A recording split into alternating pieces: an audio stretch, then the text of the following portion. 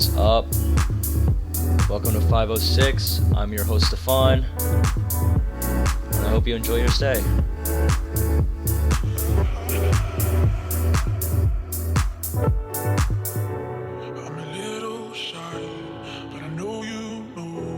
Okay, we're good. We're live. Not really live, but recording. Cool. So, as always, this episode is brought to you by Claypot. Check it out. It's a restaurant in New York. What's Claypot? You should actually listen to the fucking podcast, you dick. Damn it. It's... I already fucked it up. Oh yeah, Claypot. I know what Claypot is. Oh boy, yummy, I really yum, love yum. it so much. Yummy, yummy, yummy in my tummy. But really, check it out. It's a Chinese-styled restaurant opened on St. Mark's. St. Mark's Place? Yeah. Oh, sick. I Yeah. love St. Mark's. My boy... We always get like 20... There's like a bunch of 24-hour pizza places there. I feel like that's just New York. Bars that don't card. Oh, word. Sick. Okay. Maybe I shouldn't be talking about this on the podcast. It's fine. It's fine. Just check it out. It's good food. It's fucking delicious. You can get a myriad of things. I'm not gonna get into that because today I'm very exciid. You gonna Our read guest... the menu? What? I don't know. I can't read the menu. No. Today's... Can you just fucking let me introduce you? Go for it. Okay, so today's guest Go for it. is somebody that I met last semester just randomly, but ended up being one of my best friends. Nah, he's a total fucker. Yeah, he's a total fucker. Fuck this guy. Yeah, seriously. Yeah, I'm gonna shit in your mouth when you sleep. Oh, cool. Sick. Yeah, actually, I missed that. Mm-hmm.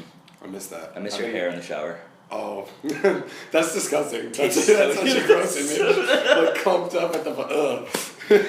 No, while you shower, like just on you. Oh. Yeah. Oh. More that sexual. explains the breathing down my neck. That Yeah. wow, this is going like And the random nowhere hickeys. really fast. Yeah. This is going down the drain.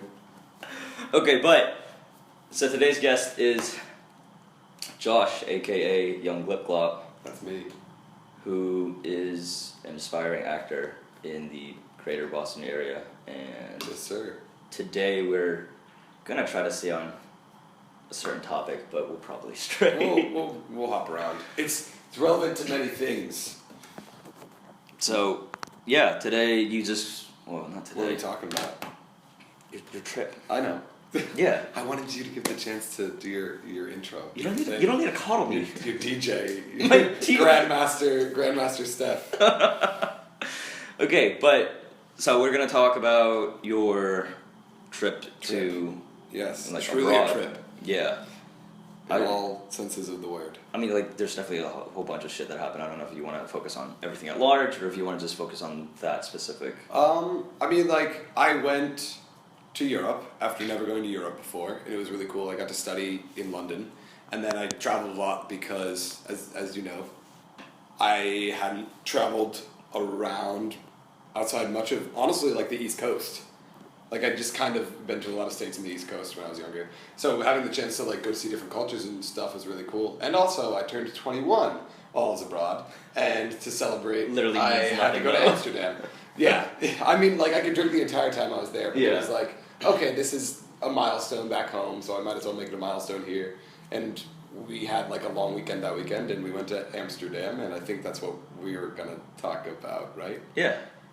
Yeah. So Okay. just like, well, I remember seeing your snap, and then you woke up super early. I just remember Amsterdam. But then after that, Oh yeah, we had to catch a flight at like 6:30 a.m. So a friend and I, almost Yeah. said names. Yeah. A friend and I left our dorm in like London at like 4 a.m. No, it was like 3:45 or some shit like that. It was fucking it was early. So early. It was dark. And then, so just tell me about it. Like, what was your first impression of landing in Amsterdam? What, like, were the people well, like? flying over, you could see like all of these hills and the windmills and the fields of like, oh god, what is the flower that's like really famous over there? The yellow, it's tulips. So like yellow tulips everywhere. Shit about that. Just like fields of that shit. And it looks like classic like Dutch painting. Then landing there, we just kind of walked around, and within the first like 10 seconds of stepping out of the train station into like the main area, you could smell the pot. Like, you're like, well, because what it is, it's like, what Amsterdam is it's a town of, like, friendly, nice family locals, and just tourists who come and just, like, smoke a ton of weed just everywhere, and then trip mushrooms as well. But, I mean, we're getting there. We're getting there. But I had been interested in the concept of trying psychedelics for a few years, because I had heard about a few people's experiences about how it, like, broadened their horizons, or it was a really, like, interesting journey or whatever, and that it's kind of one of those things that you do, maybe not once in your life, but a few times in your life, and it, like, really changed your perspective. So I've been, like, meaning to try that for a while, and I figured the Van Gogh Museum is in Amsterdam, and I wanted to check that out. And so I figured that was, like, the perfect time, ? I was wrong that maybe the museum wasn't the perfect place to Really? do that. Yeah. So I went with a group of people. I was there with an old friend of mine and two new people that I met over in London. New people. They actually didn't come into existence until I met them. Because obviously the world is centered around my experience, of course. Oh. No, I met some new people in London, and they were cool, and they also did the, like, acting thing, but not in the Boston area, more like the New York area. But the four of us sort of went over as a group and decided that we were going to do shrooms together, and we didn't really understand not the seriousness, but how big of an event that is, because none of us had tripped before. Oh, okay, so nobody was, like, guiding. We thought that we were all going to be fine. I realize I probably shouldn't be making that sound. It's fine. On this podcast. But, yeah, so we didn't really have a trip center, and we were in public. I feel like that's more common there, though, right? Like, that's... Yeah, I guess so. Kind of accepted. I was chilling about it. Should I launch into when it all went down, or should I give more of an introduction to the city of Amsterdam? It's up to you. I mean, it's completely up to you. I'm just curious, like, because I know you can buy different kinds of, like, types of mushrooms in Amsterdam. Yeah, the store was weird. Like, there's, like, it's called, like, a smart shop. This is, like, the beginner one, which just, like, gives you a nice body high. Like level 1, level 2, level 3. Yeah, but then, like, so I'm just wondering, like, did you go off the deep end? You're like, oh, fuck it, you know, let's just take a chance. We had like intermediate ones. So, like, the two people that I met in London that we went with did, like, beginner, and my friend and I that I knew from back in Boston, we did intermediate. Oh boy. Yeah. So but, like, intermediate, does that mean, like, it's more, like, hallucinogenic? Yeah, more, like, instead of just, like, good, like, cloudy feelings and, like, laughing a lot and happy vibes, it's more of, like, visuals. And I'll talk about the visuals that I saw. Yes, because that changed my life. But was there a body high too with it? Oh yeah, no, I'll get into it. Okay, so just walk me through the stages of it. Okay, well, I'll walk you. All right, if we're starting the trip, I'll tell you how it started. Okay. We started out in this area. There's this area in Amsterdam that has, like, a ton of the museums, and there's, like, sort of like a common, like a grassy common in the middle, where there's the classical art museum called the Gogh Museum and the Van Gogh Museum, and they're all, like, surrounding this common. Mm-hmm. And there's also, like, an underground parking lot. An underground parking lot for that area. So, like, tunnels underneath it. And there's, like, a main concert venue. There's like a stage. There could be a concert there, like music festivals and stuff, but there wasn't at the time that we got there. But it's, like, usually really busy. There's usually a lot of people around. There's like a fountain. It's just like there's a few coffee shops. It's a very busy area where a lot of, like, tourists take pictures, where, like common events happen around there a lot. So we start in, like, the not botanical gardens, but, like, these gardens of the Gogh Museum, which is, like, the classical art museum that we visited the day before. And the group of us just, like, sits down on a log, like, by a pond, and starts munching on these mushrooms that we had, like, bought in this really sketchy smart shop. Like, and that's another thing. Technically, shrooms are illegal in Amsterdam. What? Yeah, they've been, like... I thought they were illegal. They were, but, like, 5 years ago, a certain, like, the actual mushroom, I don't remember the name of it, the type of psilocybin was, like, banned, and you can get these things called truffles, which are supposed to be, like, similar, like magic truffles is what they called them, but we had shrooms. The shop that we stopped at had shrooms, so I don't know if it was, like, flying under the radar and they just didn't know about it, or if they're just super relaxed, relaxed, or if they were, like, false advertising, but, like, anyways, I don't know. But we had inexperience. So, like, there are all these, like, windy trees. It almost looks very, like, Alice in Wonderland-y, the, like, garden that we were sitting in. And so we take them at, like, 1:30. We decide that we have tickets for the Van Gogh Museum. And for some reason it's timed. Like, you have to go in a certain time. Yeah. I mean, it's probably very popular, so they just don't want, like, a huge influx of people at certain times. Exactly. And so we were planning on going there at, like, 2 o'clock. And we made our way over across this big field, which is, like, kind of empty at the time. And that's kind of important to the story because it doesn't remain that way. Okay. And so we walk into the museum and nothing's kicked in yet. It takes a while to kick in. Like, how much time do you think? Like 40 minutes, an hour? It took about 45 minutes and 30, and so we're walking around and seeing all these beautiful paintings. And first of all, just like, I didn't know that one of my favorite paintings was a Van Gogh, and I just saw it in there, and it was like one of the first paintings I saw as things were starting to kick in. So it was just kind of like a cool experience. It's the painting of the skull with, like, the cigarette in his mouth. Hold on. You pull that shit up? Google that shit. Yeah. I have it on my phone. I took a picture of it. Oh shit. Oh yeah. The listeners won't be able to. Oh, they can fucking Google it. Literally, just it's Google, like, skull apparently, with... apparently it's like a Van Gogh, and I didn't realize that. And that's one of my favorite paintings. And all these selfies, man. Yeah, I went abroad. I had to take selfies. I know, but it's like... There's, like, cool shit in the background, I promise. But yeah. This is your favorite?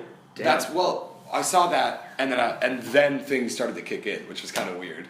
But it's a reminder of death. Yeah, it's mortality. Man. Okay, so was your trip, like, good, bad, or kind of just like, yes. Whoa? Yes. What do you mean yes? Yes, all of those things. Yes. So anyways, I'm, like, looking at these amazing paintings, and the color, oh my god, it was nothing like it. Looking at the flowers, the yellow sunflowers picture that he has, it's, like, vibrant, it's living, it's, oh my god, among, like, some of the coolest things I've ever seen in my life. But I'm, like, sitting here looking at these paintings, and my friend starts, like, giggling a lot, and there are other people in here, but I think as long as, you know, like, we were not bothering other people, we would have been fine. And I was feeling totally alright, and, like, looking at these paintings, and all of a sudden, like, I start to get really aware of my ankles, and, like, almost, like, swaying back and forth on... It felt like I was slightly off balance the entire time, and you know, like, the video of Michael Jackson when he's, like, breakdancing, and I think it's Billie Jean, where he, like, leans all the way forward on his ankles. That's what it felt like, and I was, like, doing that in a circle, but I wasn't moving. I was, like, hardly moving. I felt like I was moving with the earth, if that makes sense. Yeah. It was really cool, and that's how it started. And it started in my ankles, and it kind of, like, made my way up. And then I realized that my hands were a little sweaty. And when I was looking at these paintings, the colors that, like, Van Gogh is, like, so known for, anyways, and almost these, like, the motion in his pictures. I almost started seeing, like, movement within the paintings themselves, and it kind of, like, almost like Tim Burton-y style movement, like, in, I don't know, that's the feeling that it, like, elicits, is, like, swirls of color that you could see moving and shifting and, like, spiraling, I think, specifically, like, specific lines of color felt like they were spiraling, and you like movement of energy almost. And I noticed that when I was seeing the paintings, and then, like, while I'm, like, invested in these things, and I think I'm actually spending, like, literally just, like, 10 minutes just, like, staring at something, because my friends, when I look around, my friends are gone. And I'm like, all right, it's happened. Your pilgrimage begins. What we decided was where we started. We were gonna meet back there at 5:15. Okay. So we had we like went into the museum with the idea that we were each gonna go kind of, like, do our own thing, and no matter what happened, we'd meet back in the garden by the Reich Museum. I should probably mention it's the Reich Museum, but which will now be mentioned as the Reich, at 5:15. So we kind of had, like, end point. Thank God, because my friend from Boston, he just like disappeared. Like we didn't come see back him. from 5:15? I didn't see him from like 2:00 until 5:15. Apparently, he was with. Like I saw him for a little bit in the museum, but he like went off and did his own thing really early on. But my friend who took the next level stuff with me was like, oh wait, no, actually he took the beginner, but he was the one that had the most like big reaction to it. So I'm like invested in these paintings, and then I turn to like talk to my friend who's like come up to me, one of the friends from London. She's telling me like, hey dude, Danny's the other guy. Danny's not feeling so good. I think you should talk to him. And like when I turned to her, first of all, I start to see like the movement from the paintings of the like shifting energy. It's on her face, and it's not a transposed. I was like seeing people's faces looked almost like liquidy. Like I could see movement in their faces, and I could like read energy in people's faces. And like the energy coming off of this friend was like very positive and like helpful. And like she was obviously having a good time and like enjoying the art and good. I was getting good vibes from the painting. And then when I look over to my friend who's like not having as much of a time, he's like obviously worried, and his aura is just like dark, like. And I was like, oh no, this is the beginning of not the end, but like this is where I'd heard that trips are all influenced on vibes and like energy of people and places. Mm-hmm. And he was obviously, I started talking to him, and he was feeling like kind of claustrophobic, and he was like feeling not so good about people around him and like nervous. So I was like, okay, what I've been told is a change of setting. So if you're inside, you go outside. If you're around a lot of people, you go to like a more private space. Just like shifting environment shifts the mood, apparently, if you're having a bad trip. And so he kind of disappeared and was going to go outside and wait for a bit. And then 20 minutes later, I see him again, and he's like, we gotta go. Yep. We gotta go. And he's like talking in these like weird bursts. So I'm like starting to get a little worried. I'm like, oh bro, you're like bringing my mellow down. I just want the shifty colors and like keep reading energies and shit. But apparently he left his backpack at a coat check and went to this coat check to get his backpack, and apparently like almost like got in an argument with the person at coat check because he was like, I need my coat. But they had his backpack and he's wearing his coat, and they're like, no, you have your coat. He's like, no, I left my coat. We don't have a coat for this number, sir. He's like, no, you have my coat. And like got in this thing and then left and then came back in, I guess. And then he like came and found me, and he was obviously freaking out. So I was like, all right, you go wait outside. I'll like get this thing back. And so while I'm waiting in line, I'm just like enthralled by the tiles on the floor. Like the marble tiles are like, I see almost like shifting seas of like stone and energy, and like I feel the building that I'm in moving, and it was really cool. And I was just chilling, but like he needed to get out, so I got his bag and we went outside. And when we left the building, that's when shit like shifted. It now feels like we're in a Beatles music video from like from the 70s, because I shit you not, on that green common, it looks like Sgt. Pepper's Lonely Hearts Club Band has been like touring through. There's music playing, like weird like festival-y music, almost like circusy music. There are tons of people like walking around wearing like all black, wearing like circus almost costumes. There are people around like trash cans that are like on fire. It looks like a music festival has popped up out of nowhere. Okay. It was so weird, and we weren't sure if what we were seeing was real. and then I started paying attention to like what I was hearing, and I noticed that all language sounded like Babel, because I'm in this foreign country where I don't speak the language there. And so there's people from Amsterdam, there were a ton of German tourists, there are a ton of French tourists, a ton of Italian tourists, and English being spoken, all at the same time. So it's like this amalgamation of like Babel speak, of like everyone's communicating, but no one's communicating at the same time. Yeah. And it was crazy overwhelming for a sec. And after we were both like walking around and like feeling lost, we both realized we had to go pee. And so we look around for like, these like public bathroom signs, because there are like sometimes, like places like these that have to have a public bathroom. Yeah. And there's like a sign at this tunnel that like leads underground.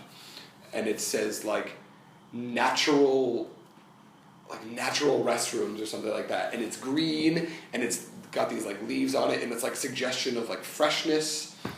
But it's on this background of just like stone slab tunnel. And we were like, okay, and it's descending down into like almost like the dark.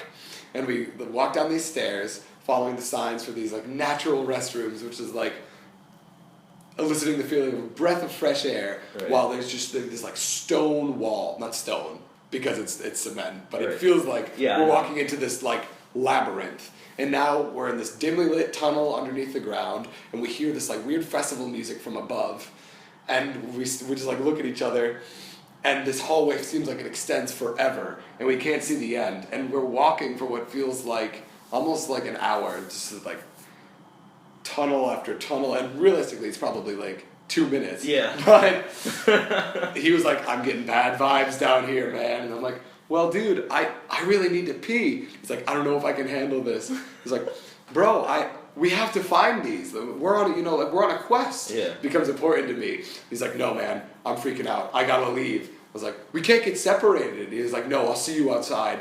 And he like runs away, and I'm like, oh fuck. And I realized this is something I have to do on my own. Oh this my is God. Like it's your introspective journey. This is my journey. Like only I can do this. And we're like descending more, and there's like I haven't seen a sign for what feels like minutes, probably like a minute. Yeah. And then all of a sudden we get to the end, or I get to the end because I'm by myself now in this like dimly lit fluorescent tunnel that just keeps going down, and I can hear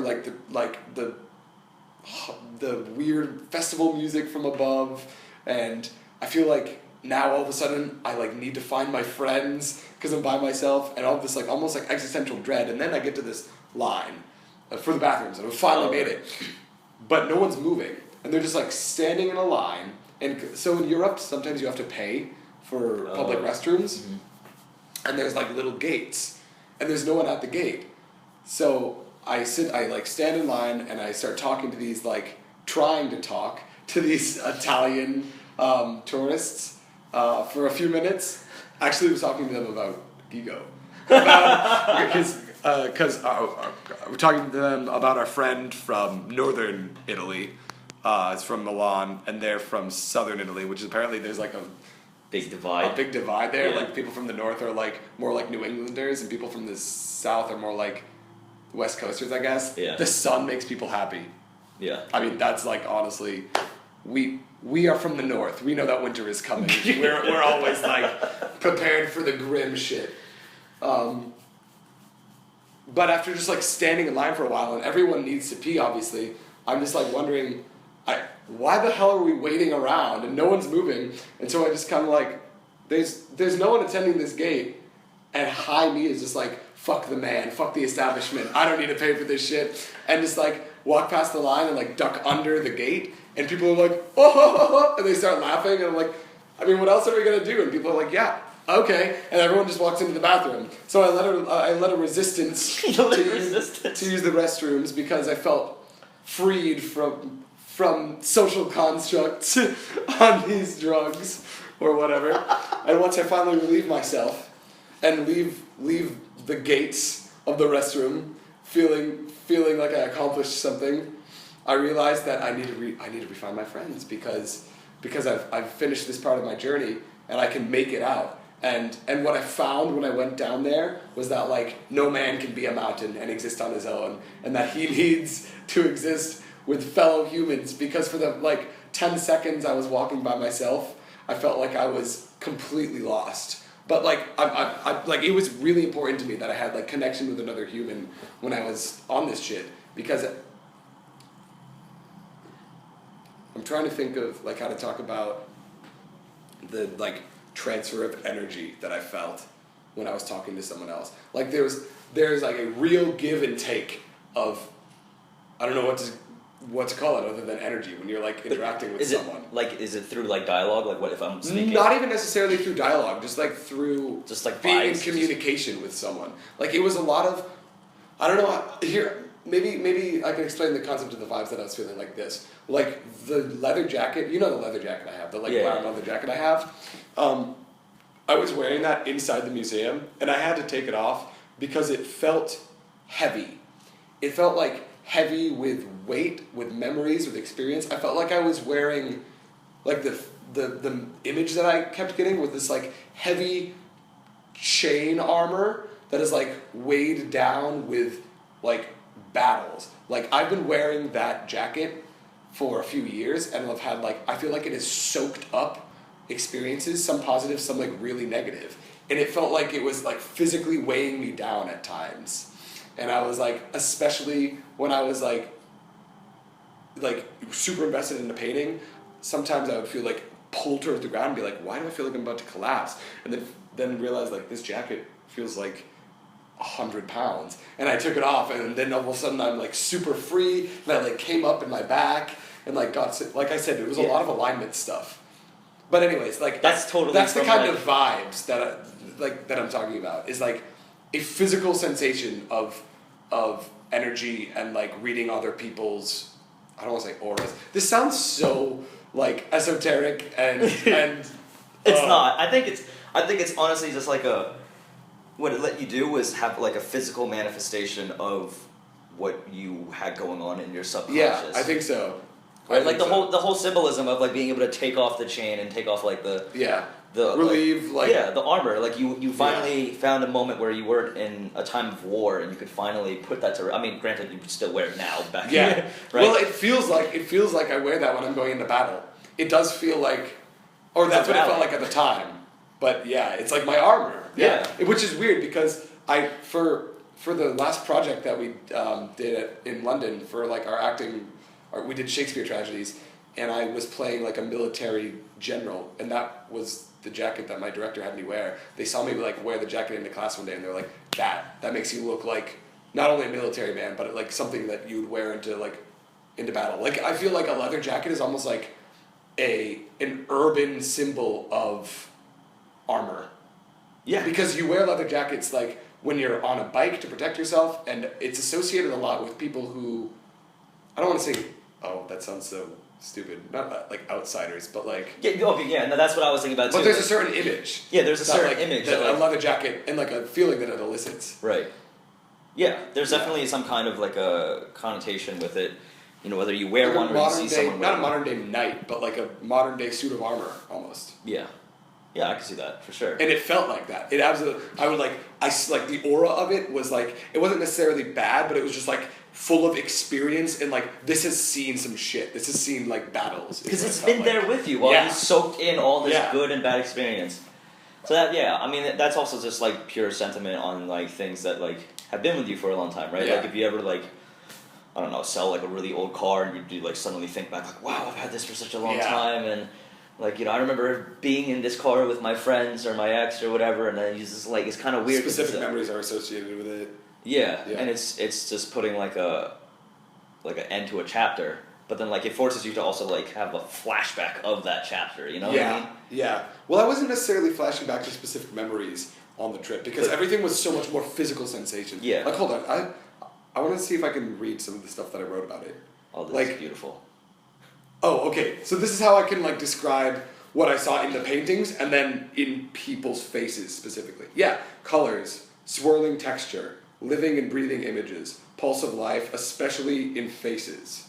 So like looking into your face, I would see almost like the idea move around your head and then like come out in language, and like see that in like a physical manifestation of like energy. Like you would see the energy, or is it something you would feel the energy? Both, but like specifically image based in the faces, and then when it became language. But there was such a disconnect, I noticed, between people's language and people's thoughts. Language felt so useless. I understood absurdism. Dude, yes! I totally understood absurdism and like waiting for Godot and shit when I was like going on this, like the language as a barrier of means of as language is a barrier to communication as opposed to as a means of actually communicating. Right. Well, I don't think it's like I think it's a super. It's not able restricted. to. It's not able to like. Very inefficient. To really grasp the feeling. Yeah. Of these things. Which is why like texting people it feels so impersonal versus like if you're physically there, you can just kind of even through their body language, their pitch, their voice, and everything, you could kind of gauge more. Yeah, that's vibes. That's vibes. Exactly. It's all about vibes. I just like vibes were so much more of a thing. I feel like that's what psychedelics did for me, was like really raise my awareness of energy in the room, and as I said before, leather coat felt dark and heavy, like a coat of armor. Oh God, that's so much darker than I remember. Like a coat of armor. A lot of giggles.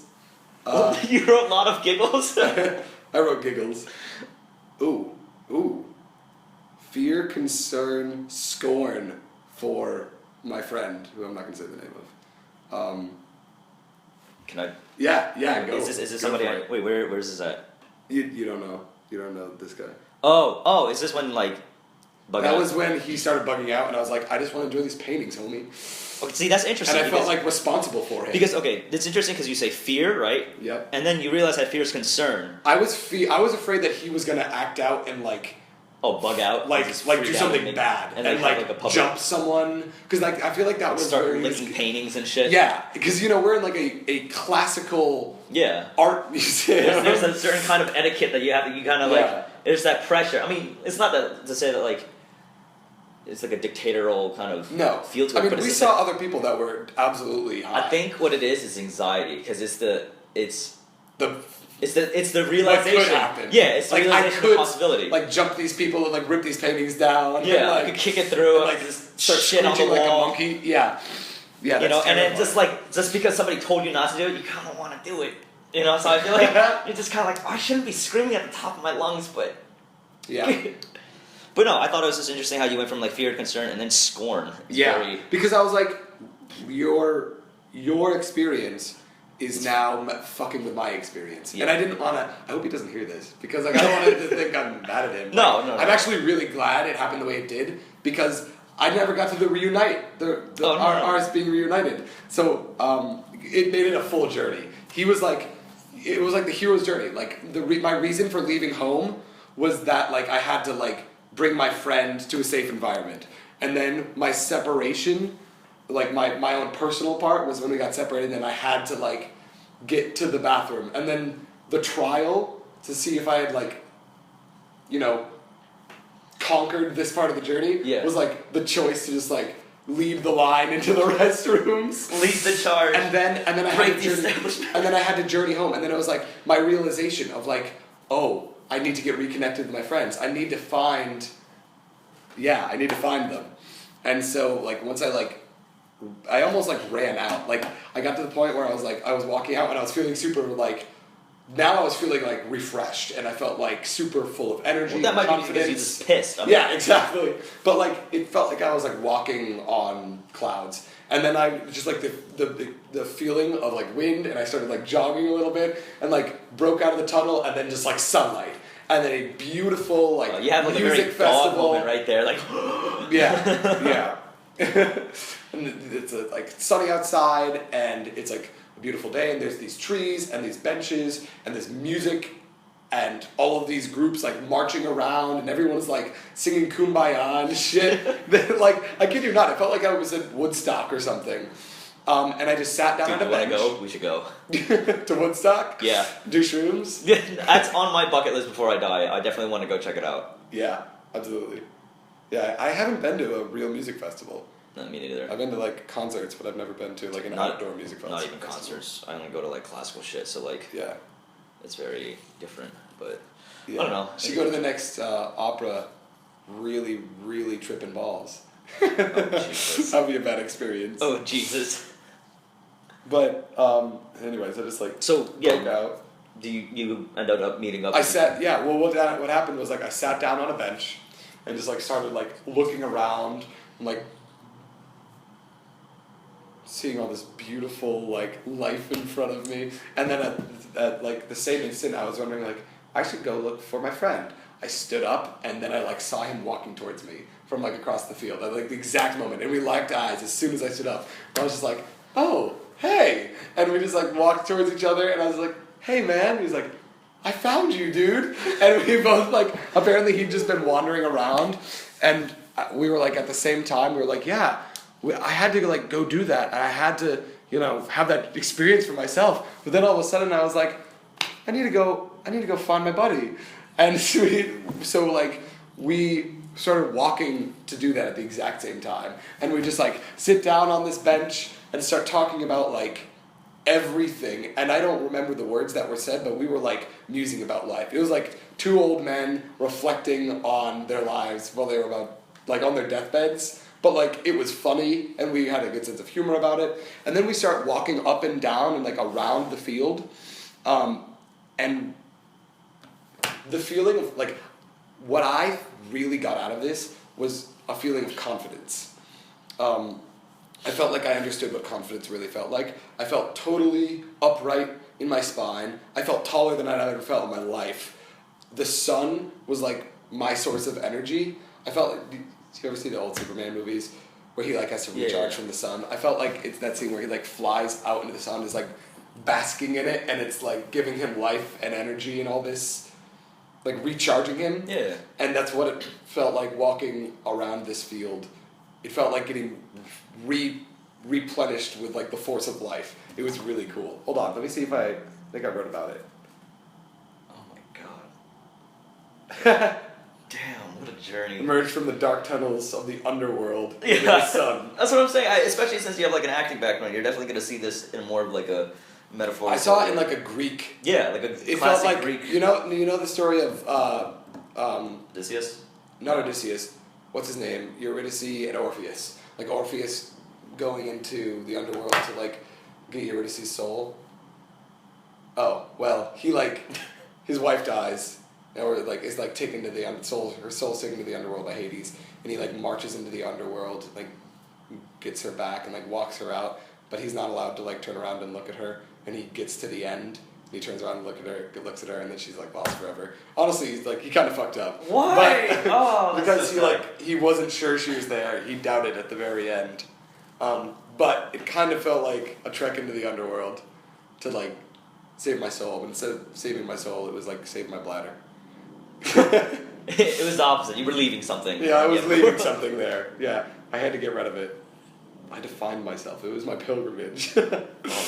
That's such a beautiful journey. It was cool. Even though I wrote a lot about like watching and doing, and specifically because of like we were on shrooms, and like for a time Danny didn't want to. Oh, I said the guy's name. Oh well. You said it multiple times. Danny didn't want to be seen as like. He was concerned with being viewed as, oh shit, people know we're high. But there, I realized it doesn't matter because A, it's legal, and B, we're not doing actually anything wrong to like interfere with other people. Mm-hmm. And so at the end of the day, I don't think you need to be condemned for doing drugs. I think people are condemned for doing drugs because sometimes people who are on drugs do bad things in public. Yeah. But if you're not actually doing anything to harm someone else, there's nothing inherently wrong, just like you doing you. And I wrote, so this is what I wrote. This is what I mean by like I think I finally understood confidence. I was like, there are watchers and there are doers. This sounds like such a shitty acting lesson. Just do. Being a watcher doesn't put you in the right, it puts you on the sidelines. Responsibilities are to oneself and to others, not to being a watcher. Stand tall, take the space, walk with purpose, and love for the surrounding world. Live in the moment, in the impulse, in the sun. I was so high when I wrote that, but it made so much sense. No, I mean it's definitely. I don't know. I feel like it's very applicable for just life in general. Yeah. To like not take the sideline and watch things happen. But like being on the sidelines doesn't put you in the right. Doesn't mean like just because you're complying with what everyone else is doing doesn't mean you are justified. Because a lot of the times, I feel like lack of confidence comes from like, oh, well, if I'm doing this thing wrong, I'm doing this thing different, I'm doing something wrong. Right. But that's not the case, unless you're actually physically, mentally, or emotionally, or psychologically affecting other people. The concept of doing drugs, specifically doing drugs in public, like, and the way one acts on that felt especially relevant, because like, here we are doing this thing that in the States is considered taboo, and here we are in Amsterdam, which is their business model is like invite a bunch of tourists to our really nice place, and they'll be high, and because they have like a sense of responsibility for each other and like for the world that they're living, they expect nothing bad to happen. And a lot of the times, people are just like well behaved. Like, you can be in the Van Gogh Museum and just like look at these paintings and like have your experience on mushrooms, and like not hear stories about people like eating each other's brains with psychedelics, because that's something, I don't know, I feel like that's a stigma that I hear about a lot in the States, is people are afraid to like try these things because they hear horror stories of people that have bad trips. I also feel like you have to be in like the right mindset. Yeah. Before you do it. It's not something where it's just like, you can like... Well, it was all about environment. It was totally all about environment. So then how would you say this affected your... I mean, obviously this whole thing was like a pilgrimage, right? But like... Yeah. Do you think it's like affected your acting in any way?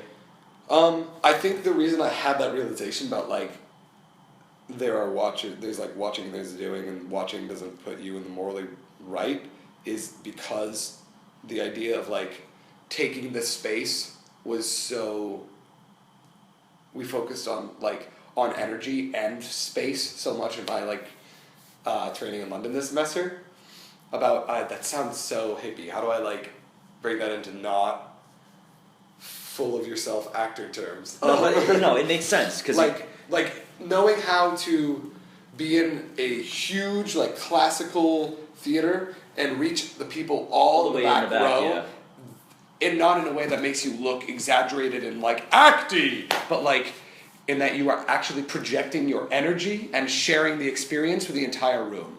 Yeah. Like, something I started doing as a way to warm up is before a show, about an hour before we start, I walk around the entire space.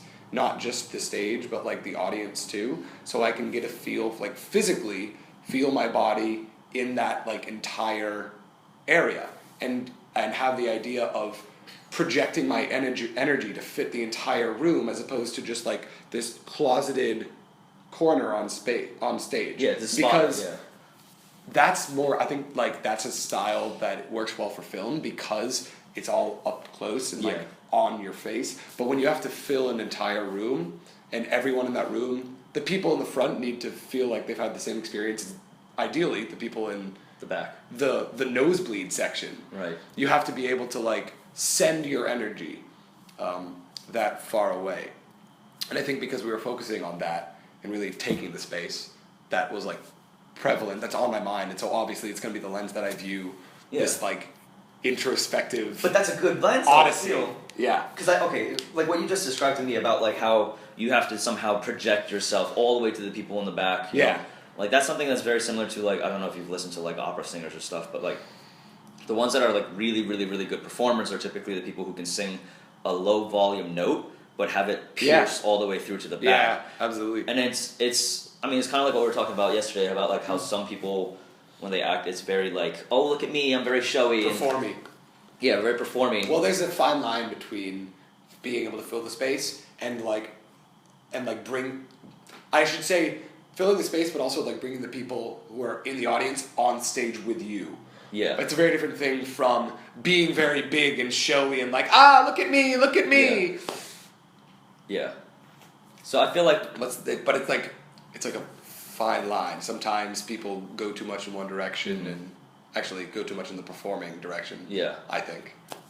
But it's that, like, what you just described to me just sounds like you're trying to project your vibe, like your... Yeah, vibes. Yeah, it's all about vibes and energy. Vibe and energy, That's why I told you I was thinking about getting a tattoo. For disclaimer, I've never been a tattoo person. I was like we talked about this last year. Like, I was always someone that was like, I think it's cool in other people and I like hearing stories about it, but I never really saw myself getting a tattoo. But I think I want a reminder of, and for me, it's waves. Energy, because energy and vibes, I think of this phrase that we used a lot in acting classes last year, and that I said with, you remember my old roommate, Gabe? the sick. Oh, yeah. We had this phrase, just ride the wave, and it got repeated in acting classes, and it's been like, I hate to say it, but it's been like, I don't want to say it's a mantra because that's corny as fuck, but like, it just seems to keep cropping up. And I think of energy, especially when I get it from other people, in wave-like formations, especially like sound waves. Yeah. Like when we are using our voices, we are creating vibrations, which is these, sound waves. Yes, it's waves, yeah. And I think if I got a tattoo, it would have to be like, I'm not sure if it would be like that kind of wave, like energy waves, like sound waves, or ocean waves, because like I've told you, yeah, I know you're very into nautical stuff. Yeah, I have this thing with the ocean. Like I'm a water sign. I learned about astrological shit this semester. Yeah, no, I think we're both the same. Yeah, are we? You're Pisces, right? Yeah. Pisces mind wave. That's what it is. Yeah, exactly. Wait, and it's all waves. I know. Waves, sound waves, vibes, energy. It's all, but I totally believe in like the mind wave, or like that's what I call it when I resonate really well with somebody else. Like mentally, like you just like connect with the other person. Like I have it with you, I have it with like my other super close friends. Yeah. And it's just something that's like I've talked about this on previous podcasts. How it's like really hard to be able to find people who kind of resonate at your frequency. Mm-hmm. Frequency, exactly. It's waves. It's all waves, yeah. But like it's like that's the thing that's like you can meet a fuck ton of people, but it's really hard to find people that you like really fuck with your specific tuning. Yeah. So you're on the same channel. Yeah, exactly. So this is like. Look at all this mishmash of stuff. Good conversation. But and that's what acting is about that for me, and the shroom trip was about that for me, and like art has become about that for me, and the way I communicate with people is about that, and that's how that's like the lens through which I've been viewing the world for like a year now. And it's just like things keep adding onto it. Like books I'm reading and lessons I'm having and people I'm meeting and so then this might be. That sounds pretentious. No. It's good. It's exactly what I wanted to hear. Is like your perspective and like. Yeah, you've been apologizing a lot for like sounding pretentious. Yeah, I mean I don't know. I don't want to come off as like because part of me whenever I talk about like art and shit is still like the cynical. I used to hate artists that sounded like pretentious when they talked about it's like fine art and shit. I don't know. Because there's a part of me that's like, it's all bullshit, but then there's a part of me that totally buys into the bullshit. Yeah. No, that's perfectly acceptable. There's definitely times when you feel like, oh yeah, this makes sense. It's not like dark, cynic humor. I like making fun of the shit that I'm really fond of. Because acting and art, that art form of human communication is so it's like my church, honestly. Yeah. It's like my church, and I make fun of it a lot because art school can be pretentious, but I think certain people fill this gap that was traditionally filled with religion in human culture with different things. For some people, it's still religion. Some people are still very religious. Yeah, of course. Some people, it's drugs. Some people, it's different schools of philosophy. A lot of people our age in college, it's money. And it's the idea of self-success. Ooh. And that's I think that's the cap. Oh no, I'm gonna get on the violent fucking you up the ass capitalism train right now. Yes, I knew you were gonna say that. But for some people, it's that idea of American success. Build your success. It's all about you can make money and make a career, and at the end of the day, look at all this shit that you have. You're unhappy.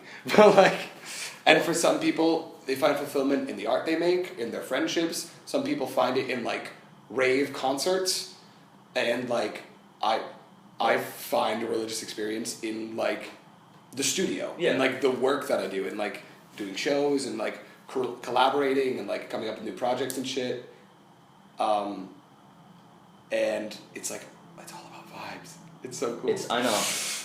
But because I love it so much, I also to keep my ego in check. I have to make fun of it at the same time. Yeah. So I don't get carried away with because anything taken to the extremes is dangerous. And I remember when I was a kid, the crazy people that are I don't know, dedicated to one ideology can be dangerous and annoying as fuck. Yeah, I know. So it's good to keep yourself in check. I know what you're talking about. But some delicious pie. but some delicious pie. Yeah. No, the ideologies and shit. Never mind. Okay. Never mind. I'm lost. Okay, we're on different frequencies now. We gotta. Oh no! Gotta tune back up. Yeah, but no. So and this might be a loaded question, but yeah, with your whole thing with like ride the wave, do you feel like there's a general direction of energy flowing through the universe that's supposed to guide you? And I'm not saying we call it fate, but I'm saying that it's some kind of like destiny direction that you're being pulled towards, and it's something. Sometimes. And I feel that when people ride against the grain of this flow of energy is when they find that they're very unhappy. So, like you said, the people who pursue or equate money to the American dream, when in fact that's not what the fucking American dream is. It's supposed to be you do whatever you want and be successful, but like success is, I think, far too often defined in money. Right. Well, we're left to finding our own meaning. Like, at least I'm part of a generation that like I'm lucky enough to like. Yeah, we talked about this last night. Yeah, exactly. We have to find our own meaning, and I think a lot of people our age, because they're able to do that, like latch on to different things and have to like give their lives meaning. Yeah. But and like the outcome is sort of dependent on what you choose to pursue. Yeah. Or how you choose to pursue it, I suppose. But that is like what we talked about last night. I was like worried about people pursuing purely money or happiness. And I've told you how like my new current goal is fulfillment. Yeah. Right? Yeah. So I feel like that's definitely the right track. But even by like searching for fulfillment, you are giving your life fulfillment, which is like at least you have like I don't know. I don't want to be like I'm reading this book. You're so self-critical about reading this book. I'm reading this. That's what you do. Like you have to. That's like it's called Man's Search for Meaning, and it's about like it's this guy who's a Holocaust survivor that's head of this school of thought called logotherapy or logotherapy, which is essentially translates to like meaning therapy, and like it's like a school of psychoanalysis, but it's not about like these are your mommy issues, these are your daddy issues. This is where it comes from. Because you can like name things and people won't get better. It's like helping people find a meaning behind the problems in their life. Yeah. I think, so another thing is that I know for a lot of like psychologists or like a lot of like, like mental health counselors and stuff like that, you can't like just outright say, you have X, Y, and Z issues and this is what you need to do and this is why they are. Like it's too like people won't fucking listen. So like the whole challenge of being any kind of therapist in that sense is to guide the person and to like help them with their journey, which I think is very reminiscent of like the arts or religion or like I feel like reflection and like finding guidance.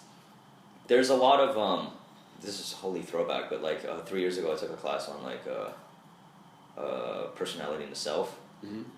And there was a few, I don't remember their fucking names, but there's a few like philosophers who argue that your self is your narrative, and they're one and the same. But like I feel like that's I tend to agree with that. If by narrative you mean like the collection of experiences that you are, because like all we are is a collection of like memories and a series of choices. Okay, so then here's the difference though, right? Because there's two trains of thoughts, and this is what I've been juggling between the two. And one of them is that everybody starts out the same. Like when we're born of like an essence of love. You mean like personality, right? Yeah.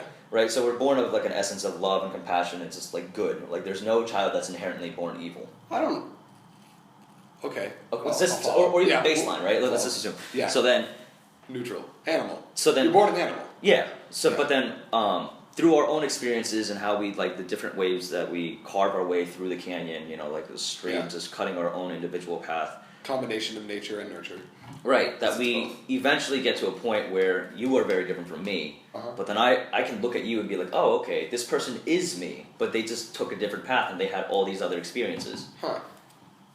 That's like creates like a good sense of brotherhood. Yeah. Yeah. Okay, so would you resonate more with that idea? Because the other thing that I think about with that, and I'm not sure if I'm like clearly conveying this, but then if you were to do that, then you would reduce a person's consciousness to their past experience.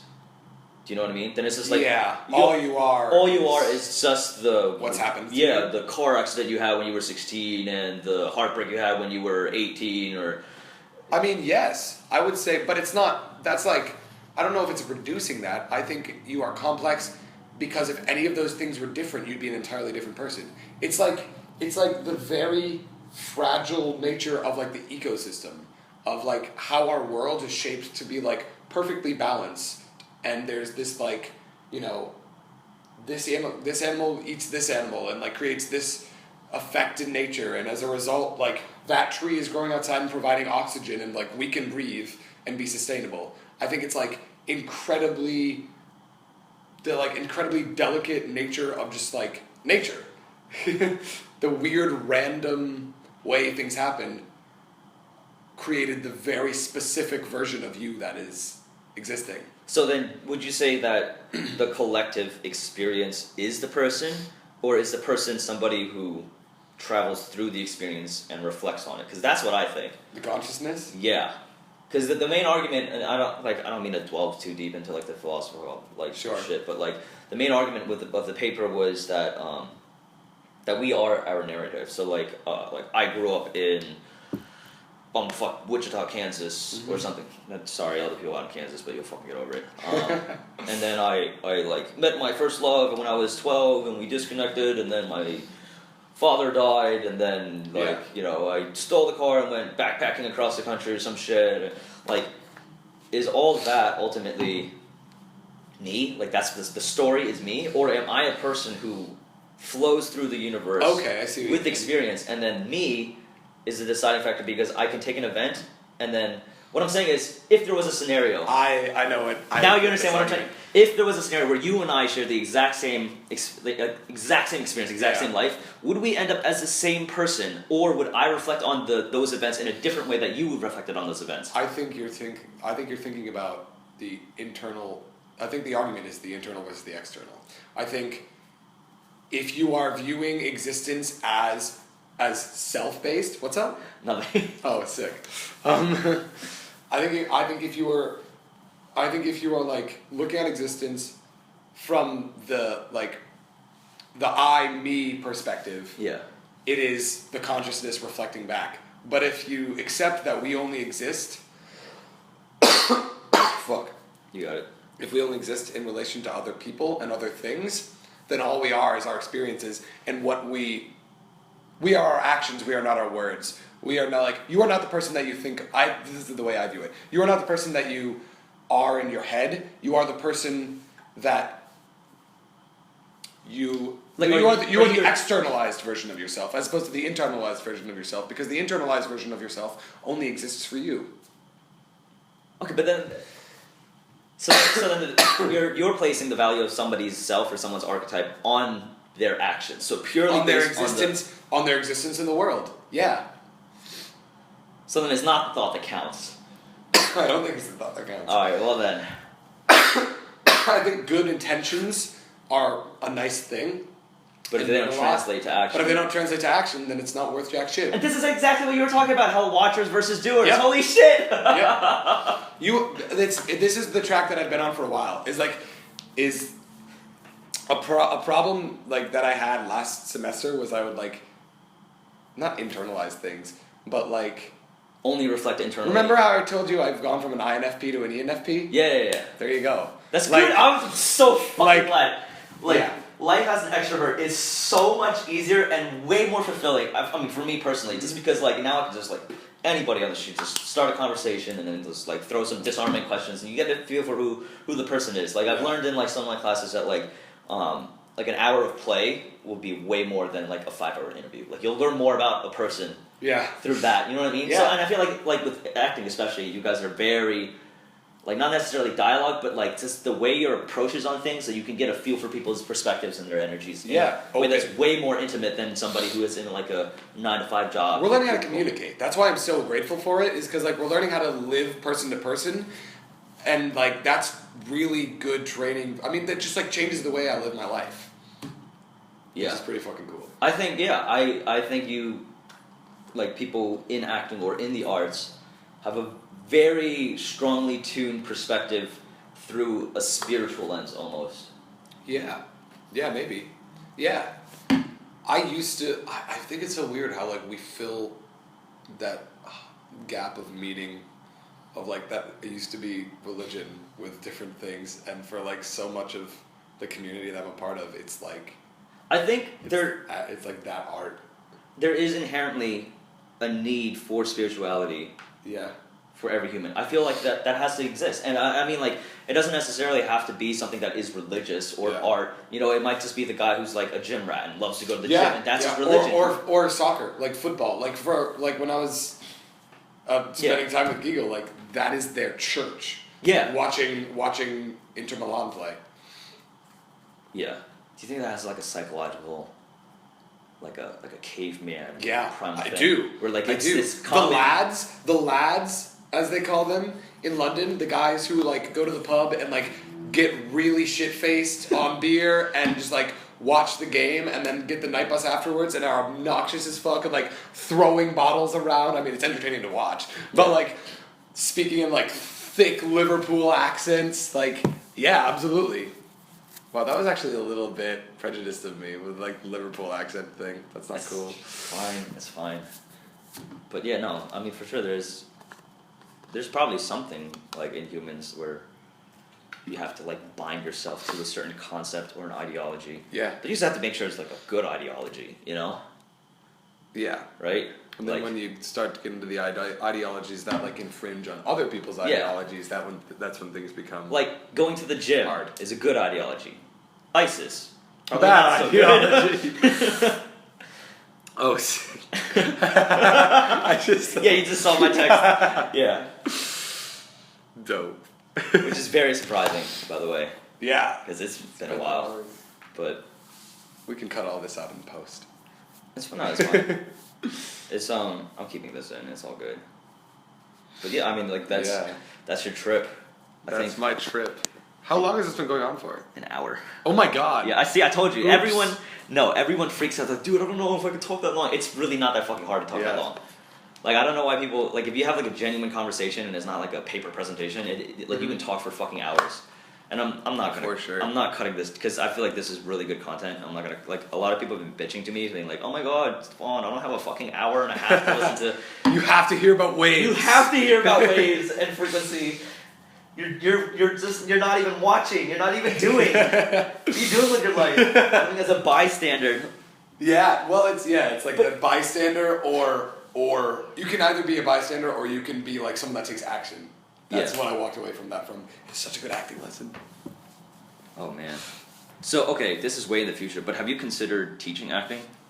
I like doing it. I feel like I have an eye for like people communicating and like whether they're listening or not. But I want to do the thing first. I need more experience actually doing shows outside of a conservatory setting before I want to start infringing my thoughts. Also, like, I don't really feel comfortable telling people what they should or shouldn't do. Like, I know what I think works for me, but everything's taste. Yeah. Like, to some people, good acting, it might not be two people on stage having, like, a conversation, trying to work a problem out, listening. To some people, they might prefer to see performing, which is like we were talking about before. Like, there's a person that... Yeah, I know. There's a style that's like very ostentatious and it's very it's very me-seeks presentational. Exactly. But like it's almost like a painter. Like they're painting the stage with these like bold strokes of color, as opposed to like keeping the language workmanlike and trying to work out a problem. I almost see it as like the difference between like creating like a carpenter like trying to build something, and this sculptor creating these this monument.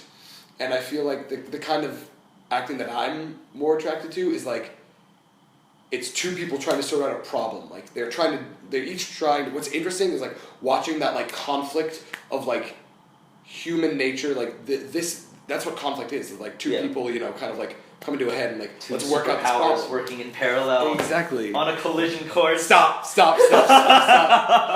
Oh, dread. Oh, dread. That's the first thing you said. Oh, dread. Oh, no. So much dread. But yeah. The U.S. and Russia, man. Oh, God. I don't think it's going to come out to global thermonuclear war. I don't know. Maybe. I feel like it's going to be a lot of, like, passive shit where, like, they're just going to fuck each other's wives or something. No, I don't know, man. Oh, it so worries me so much. We'll be okay. It's like the pulse of the world now, though, is like separation and fear of the other. It's happening in the elections in France. It happened with Brexit. It's obviously I don't want to get too political. Never mind. But no, I but like the concept, like the concept of fear and like blaming all of our problems on a group, the concept of the other is so prevalent in the world right now. Well, okay, I don't know if you've heard of like the psych term "us versus them" phenomenon. Yeah, us versus them. So it's exactly it's that. It's like moral binarism. It's like because you are this, you are inherently wrong. And I honestly think that, wow, this is gonna sound cheesy as fuck, but I feel like art would save the world. Bridge, baby. Because compassion and empathy. No, because I feel like the reason why people get sucked into this us versus them is because people are way too afraid of being their own individual self. You know what I mean? Okay. Like it would be like, let's say, and I don't mean to like bash religion, but it could be anything, right? Some kind of ideology where it's like, oh, my ideology versus Josh's ideology, right? And it's like me always butting heads with you. But the thing is, the reason why it's such a strong thing is because... It's a political thing too. Yeah, the reason why it's so strong is because when I hate you, right, everyone else that also hates you with me, we feel closer, we're binded by that. Yeah. And then our community is completely interconnected. But you don't want a community based on hate. Based on hate, exactly. So, but the thing is, I feel like that's because they feel they're getting some form of acceptance through this community that's binded by hate. Versus, like few people would ever go on that 10-second journey in the labyrinth under the museum by themselves and like look themselves in the reflection and be like, this is who I am and this is all these different things about me, and this is what I accept. But once you do like that individual journey, I don't think you're able to. You have like a need to reconnect with the world, and like I don't know. But I don't think no man can be an island. Yeah, but you don't reconnect. I think once you do that, you become a traveler, and I don't think you reconnect or identify too specifically with any island. So much as people in general. Yeah, just people in general. Yeah. Right. Do you feel like after this experience, like you can now? I mean, like you said, you went from introvert to extrovert. Like, you can definitely talk to people, get a feel for them, and then, like, you could also, like, appreciate it and feel their vibes, and, like, you just appreciate people more for who they and what they are. Because you can see that, and every person is inherently different and, like, interesting because of that. But you also see yourself in them, in some sense. Like, you know what I mean? There's always a human connection between you and whoever the fuck it is. That's why I'm so, like, interested in the external identity as opposed to the internal identity now. Because, I guess, like, because on one level... that's just what's useful for my, like, the path that I'm on, is, like, what I do is I work a lot with people. And, like, sort of, like, the study of, like, communication and, like, you know, interpersonal. It has to be interpersonal, because if it's, like, just for yourself, you can see when someone's just, like, spinning on their own energy. Yeah. But... I think there's something attractive about those people. Like, you like, regardless of whether or not you are, I fucking hate using this word, but, like, enlightened to the point where you are on your own individual path, you can still sense and vibe. Like, we notice these people who are, like Kanye is definitely on his own fucking frequency in his own world, right? Yeah. Love him or hate him, he's doing his own thing. He doesn't give a fuck about anyone else. And there's something appealing about that. There might be something appealing about that. It's not useful for me. It's not? I can't. Like, when, at least maybe in, like, maybe I can do it in my personal life. Yeah, I feel like your personal life is definitely going to affect your perspective towards your professional life. Yeah. I think it's because, I don't know, for me, I enjoy people and life and art and, like, acting them and theater the most when I'm, like, really listening and engaging and my attention's on the other person. And, like, that frees me up to actually be a human and, like, do things. Yeah. And when I get too, like, I don't want to say in my head, but when I get too focused on my own experience and almost, like, watch myself from, like, outside of myself, not like super aware, but, like, I don't know, when it becomes more individual, when it becomes, like, an internal experience as opposed to an external experience, that's when I can get self-critical? Not self-critical. Yeah, self-critical. Self-critical. Yeah. And, like, caught up in, you know, like, labyrinths of thoughts. Yeah. Separated from, like, the rest of the world. That's why, like, that journey was, like, a physical manifestation of, like, when I go internal. Yeah. Yeah. But, like, you still... Like, now you're more mindful of not going internal when you're in the presence of other people, right? Yeah. And I think it makes me, like, better at being a human with other people. Because, I don't know. Being present, like, communicating energy, reading vibes. Like, I can't do that if I'm, like, all focused on myself. Yeah. I think, okay, and this is purely, I might be remembering this wrong, but you were telling me about, like, how in acting, you could tell when somebody's not really listening to their partner or whatever. Yes. So it's also that kind of thing Yes. where they're, like, so focused on their own work that you guys can sense a disconnect between the scene, and then I think, like, yesterday we were talking about how somebody was like, oh, you know, like, I could tell this person wasn't listening to me, and then I couldn't, like, pick up off their vibe because I couldn't play off that. It's tennis. Because it's a matter of tennis. You have to receive, and in you receiving, you will give back. Yeah. And, like, the best acting I see is, like, when you are responding and, like, almost not even thinking about your response, you're truly acting on the impulse. Like, someone is doing something to you, and that is, like, you're receiving that is inherently giving you something to give back. Okay. And it's like watching this, like, tennis ball go back and forth.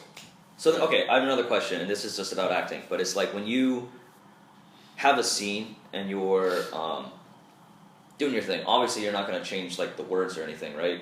Is that, I don't know how common that is. Not usually, no. Okay. Unless, like, the director tells you to improvise, but, like, usually you have to stick, I mean, you should always stick directly to the script. But what I'm saying is... the production, it needs to be word perfect, because you don't want to change the... Yeah. You have to assume that the playwright is intentionally choosing those these words very specifically. Yeah. So, okay, because this is resonant of music, and I'm looking at this through, like, a classical music perspective, and I feel like, I don't know, because we started talking about it last semester. Yeah. But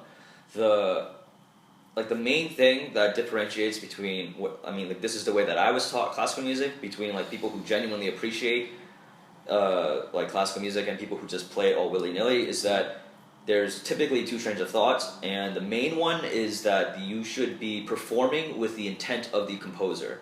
So whatever they write, you don't, like, change the tempo, you don't change the notes, obviously, and you should stick to the script. But and then really quick, I see what you're but really quick, the other train of thought is that you just play it all willy-nilly and just put your emotions in, because it's all about you. You're just using the person's notes to express your emotions, and it sounds good, but it's not. Like, you cut out the history and the meaning and the ties to the composer. You know, you don't know if they wrote it as like a dedication towards their dead sister, or they just, like, got divorced, or their mother died or some shit like that. You know what I mean? Like, so there's all these other, like, outside sources that you have to understand this human being in order to deliver this piece the way that they intended. So with that in mind, I'm sure you can easily see how I'm going to translate this to acting. Yeah. When you act, do you want to convey the original writers, like, obviously you want to convey their message, but is their message law, or can you put your own twist on it in a way, but it has to be, like, complimentary? So you're gonna hate this answer. Yes. Okay. Good. Yes, no, I'm glad. Yeah. It's both. You have to. You don't have to. Yeah. Sometimes some acting teach. Honestly, like, different people will tell you different things. Some people will believe that, like, the text is there, and all you have to do, all that, like, ignore stage directions, ignore everything, like, the text is your law. But there are also people that are, like, there are certain playwrights that are very specific about, you take a beat here, you must take this action here, and, like, you can get sued if the production that you do doesn't follow those things to, like, a T. Like,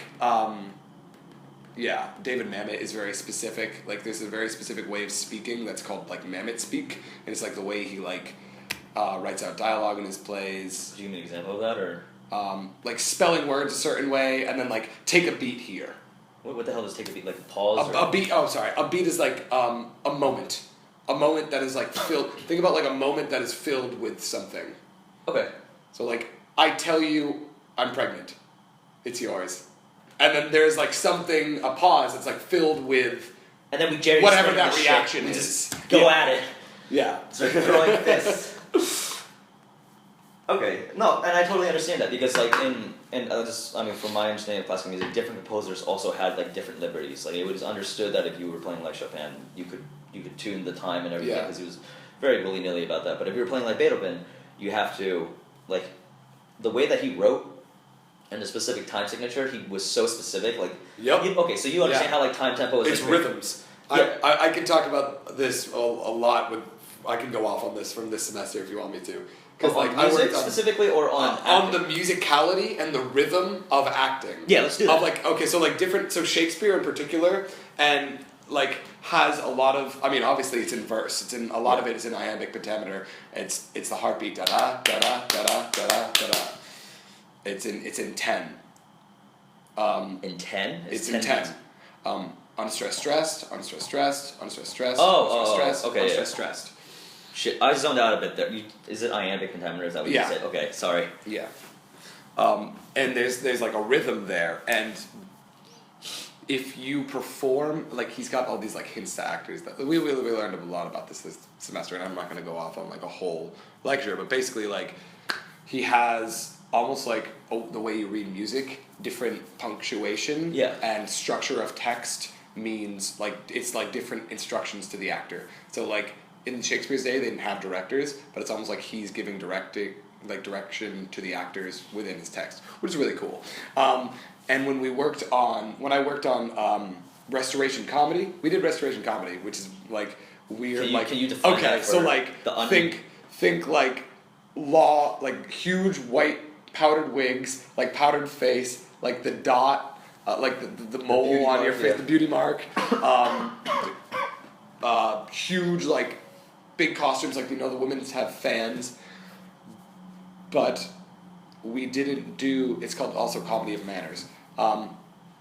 So like my scene for that unit actually was from the 1920s or 30s, late 1920s I think, but it's like in the same lineage. It like comes from restoration comedy, and it's like a Noel Coward play, and Noel Coward is this like, like sort of like the idol of British comedy during like the 20s and 30s, and it's from a play called Private Lives, and the rhythms of the text, it's very back and forth, almost like Aaron Sorkin kind of dialogue, and it's very witty, and there's very specific timing and rhythms that are just different because it is British comedy, and it's like different from the comedic timing and like the way lines have to be read and said for the scene to work is very different from just like freeform, maybe naturalistic American dialogue. Mm-hmm.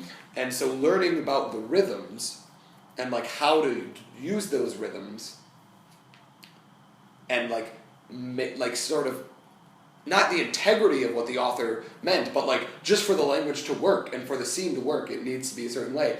And then once my scene partner and I got those down and we like learned them from our director, finding freedom within that and like bringing our own choices, because it is going to be different every time. Right. The argument about the composers is like, the way I think about that is, yes, you have to consider where this is coming from, where this person was in their life, and what this music meant to them, yada, yada, yada. But at the end of the day, you are not that composer. So it is going to be inherently different because you as the performer, I'll say I as the performer, am performing this piece in this specific time, in this specific setting, with this specific audience. And it's going to be different. The experience is going to be different every time. And that's what live theater and like live concerts, I think, has over, either film or like recordings, is that the actual experience of being in a space with a person is original. And it can be, and it should be, because it is inherently different every time. And if you are like doing it rote and like trying to be someone else, you're just imitating. And you can be a really good imitator, but you're not originating in your original, like your own experience. And right. I think that's where the element of interpretation comes in. Okay, so finding, I guess at the end of the day, finding freedom within form is what I'll say. God, okay, that sounds like a phrase that they've shoved down your throat. Yes. Okay, so going off of that, and I don't know that much about theater, but I'm interested in, does the language that the actual play, is that the correct, or piece, I don't know how to say, right, is the language or the origin of the piece important towards the intrinsic, you know what I mean, like would you, because I know, okay, so for classical music, typically if you want somebody who plays like a Russian composer, like Rachmaninoff, typically you want to have a Russian. Really? Yeah, typically. I didn't know that. Yeah, so there's a little bit of a bias. That's not to say that like a Chinese person can't play like a German piece well, you know what I mean? But typically there is something where they say that. Actually, I thought about that. There is an essence, especially with like Chopin, because like Poland has such like a strong culture, and they're like, no, this isn't Polish enough. Especially, have you heard like the Polonaise? You know what I'm talking about? So it's like their own culture, their pride, and they said that it's something that like you, unless you've lived there, unless you've been immersed in our culture, you would not perform it correctly. So I'm just curious if there's anything like that, where it's like if it's a different language and because. I think different people would say, I think some people might say that, especially with like certain types of like British comedy is different from, like the rhythms, like I was saying, is different from American comedy. Like if you watch The British Office, the timing, the comedic timing of jokes is completely different from The American Office. And it could be like the same script, the same dialogue, and it's just delivered differently because the dialects, the way the language works, is it's adopted differences. Right. And so that especially, it's like when you translate something from one language to another, like when you do Moliere in English, it's going to be inherently different. And like I guess you have to adapt to that. So that's what I was talking about with like rhythms, working on Noel Coward. So it's very like inflecting certain words, having this like very like quick pace and beats at certain moments, like back and forth, back and forth, back and forth, and then we pause and it's like, okay, and then it's like both characters. Honestly, like that scene is kind of like a boxing match with words. Yeah. And then like there's like a series of punches and like exchange, and then like go back to your corner, and then you like. Take a moment. Gather yourself, and then it's like vicious, and then like the emotion that the characters are feeling, like the scene is like sort of on one level, it's these like this violent exchange, but it's like below that these characters are like panicking and like having like crises to do with each other at the same time, but on the surface it's like kind of funny banter back and forth. It's very like Benedict Beatrice from Much Ado About Nothing, which is like the classic like arguing lover pair, like rivals, but also at the same time they've got good banter and like they've got a good relationship. Yeah. Frenemies. Yeah, but like romantic frenemies. Ooh, kind of hot. It's pretty hot. It was pretty hot. But like it settles. Like the feelings of what's just been said usually settles during those. Like what's actually been said sets in during those like quick pauses. So you get a moment to process. But they need to be in very specific places. But they can't feel just like insert pause here. It needs to like be natural. It needs to be natural. It needs to like come out of the exchange. You can't just like put it on top. Okay. Yeah. I mean that's hard. That's super interesting. That's the task. That's the challenge. Is like you have to. There are some times where you have to be so specific and doing the same like every time, but it needs to be new and fresh as well. It needs to be born out of the actual exchange because you can tell when you're not listening and you're just planning it. I don't know. You know, I think maybe not everyone is trained to see like it and put language to it, but I think people know when like they're watching something and it's not honest, and like you can tell when people are like planning something or like not really reacting. They just like had a response prepared. Yeah, exactly. I think, and people might not be as like. Certain people that don't have as much, experience like watching it and then talking about this, because we talk about this a lot. Yeah. Okay, so definitely like going off of that, I feel like you guys, like everybody in acting, has a higher radar sensitivity for this kind of thing where you can tell when somebody's like not genuinely in the moment. Everybody. No. No. Oh shit! Shots fired. Well, like I don't know. There are some people that like stay with the school of thought of like this is an interesting thing that I'm doing. You know what I mean? Yes. I don't know. That seems very egocentric though. It is. I don't know. I mean, I guess those people kind of just. It works for some people. Yeah. It really does. I don't know how I feel about that. I mean, like they might be like phenomenal. You know, Yeah. they'd be phenomenal leads, but It might be really interesting to watch. Like taking that out of context with like just the personal life, it's not exactly the kind of vibe of a person I want to be with because they're very. It doesn't always make the best collaborator. You could like sometimes there's like the best scene partners don't necessarily like stand out as like super like dazzling and like extraordinary to watch because they're honest and they give you responses and it's like actually no, I take that back. Maybe at least for me, I like watching people who are like really like responding to something on stage. I think that's fun to watch. Yeah. Because there's like a lot of the times there's like more investment there. There's more, you can kind of feel that energy vibe flowing back and forth. Sharing the space. Yeah. So then, I was also wondering with, how we're talking about countries of origin might influence how somebody effectively portrays like I guess a composer or an author's intention, right? Yeah. Because it's just like the cultural background and stuff like that. Which, I mean, I guess kind of also resonates with some food. Like some people say like, oh, if you're not Mexican, you can't cook Mexican cuisine correctly. Huh. There's some of that, but I feel like it's very... There's something like inherent about the experience. Yeah, like unless you've been there... To the people who have experienced that culture. Okay, but the thing is like, do you think that's just a bunch of hullabaloo? Or do you think it's actually like, no, there is that kind of energy, that vibe that we can't communicate in language? Do you know what I mean? There might be an essence. Yeah, like, okay, we're both from like a similar... But it can be learned. If you like spend time soaking it all in. Yeah, okay. Like if you soak in that essence, then like it can be learned, I think. So so then off of that, I definitely feel like you believe that traveling is very important for you to just soak up as many different kinds of essence, as much culture and perspectives. Yeah. And I think that's a really good perspective that we both share, especially for like, I feel like the next 10 years I'm just going to devote to like literally learning everything I can about anything. And it increases your like your quality of life. Your quality of life, but also your ability for empathy and understanding other people. I think that's exactly what I meant. Like, it lets you appreciate, it just feels like you can, like you see the colors more clearly in the world. Like you just have a bigger worldview. Off of psychedelics, like I've had other people explain their like LSD trips and stuff, and they said like, it felt like afterwards that there were these blocks in your mind that afterwards they would just removed, and then you could use more of your mind or like more of your perspective or consciousness. Okay. Do you have that kind of a? I don't know.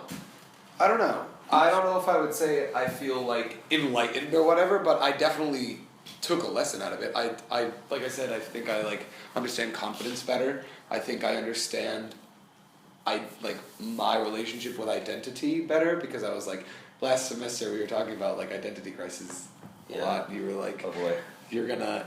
I think I hit my low point that you were talking about last semester during that journey, and it wasn't like I'm gonna Yeah, it wasn't like super depressing. Go down into this tunnel and never come out. It was like I faced a challenge. Yeah, and like I came to like a realization about self and about other people, and like learned from that, and it was cool.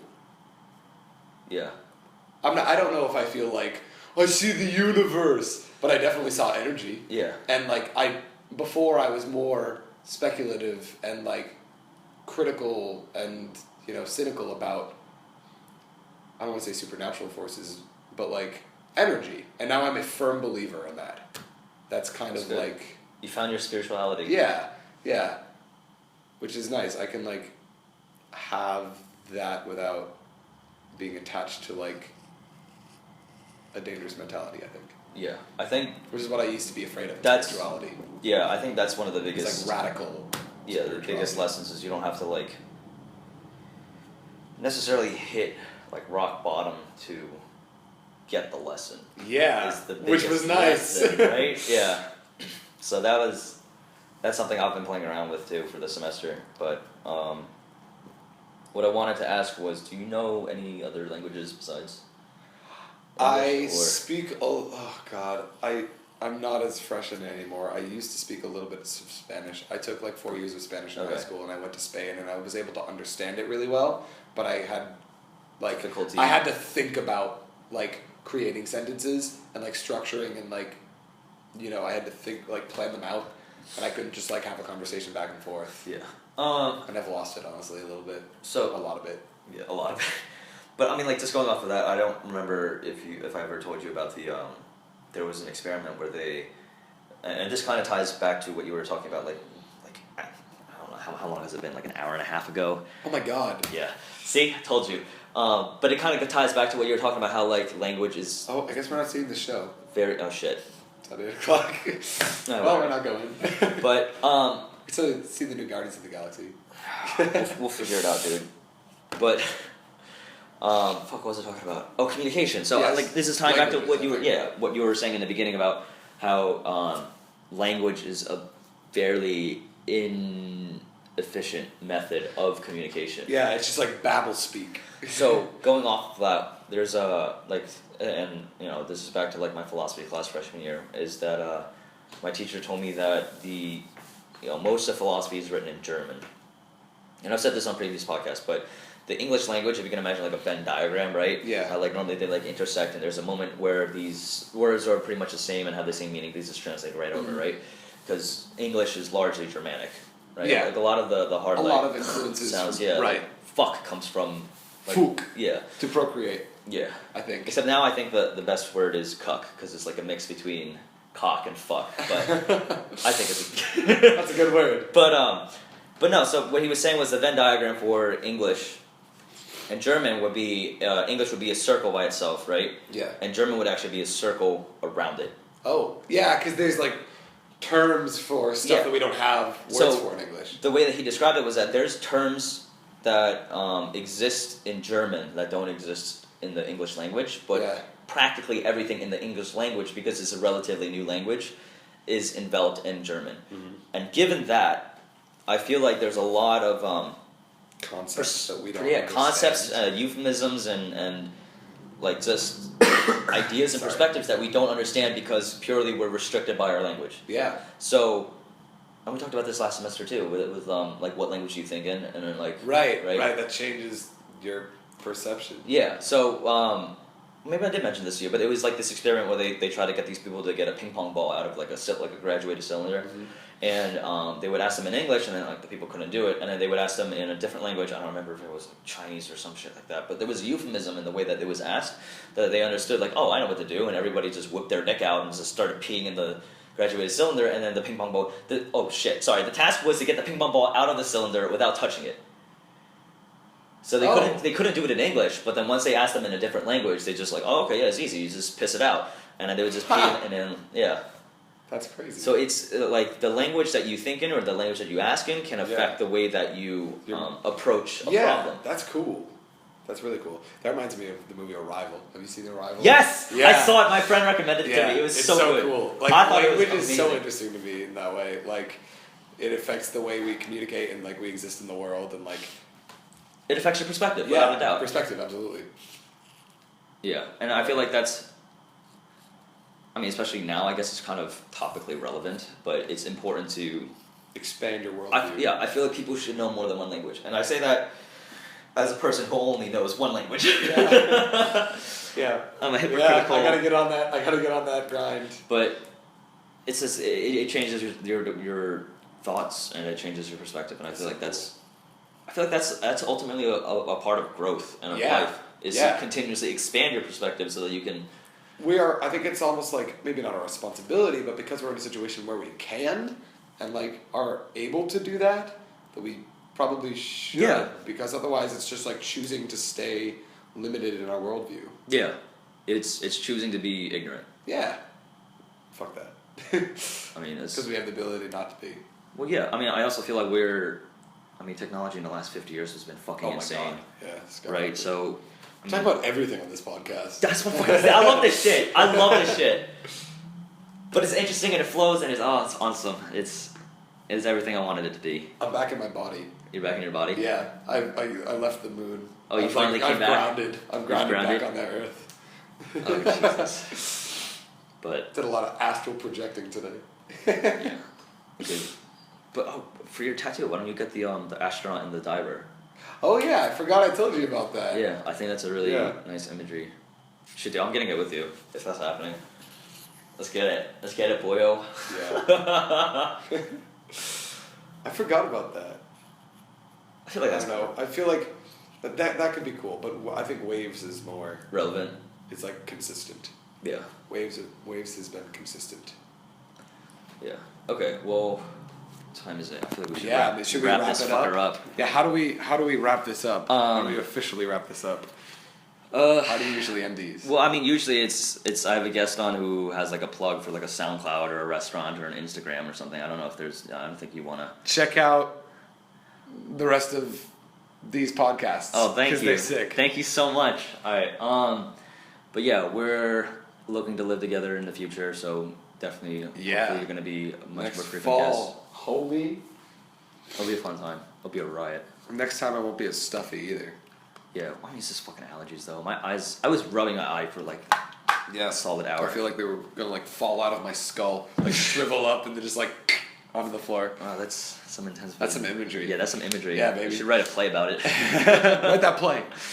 But yeah, so I guess we just wrap this fucker up. Thank you for everybody for listening. Yeah, I'm really excited because things are just falling in place now. So subscribe to this dude. Yeah, subscribe, like, share.